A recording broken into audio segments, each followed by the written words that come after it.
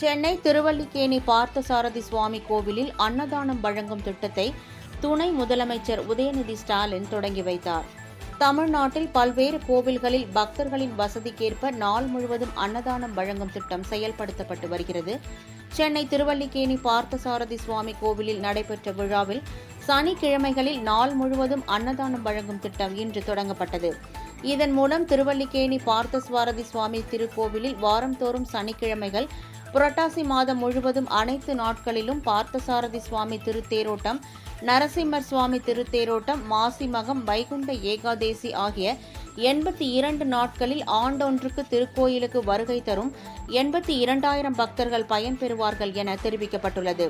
இந்நிகழ்ச்சியில் இந்து சமயம் மற்றும் அறநிலையத்துறை அமைச்சர் P.K. சேகர் பாபு, சென்னை மாநகராட்சி மேயர் பிரியா மற்றும் அரசு அலுவலர்கள் பலர் கலந்து கொண்டனர்.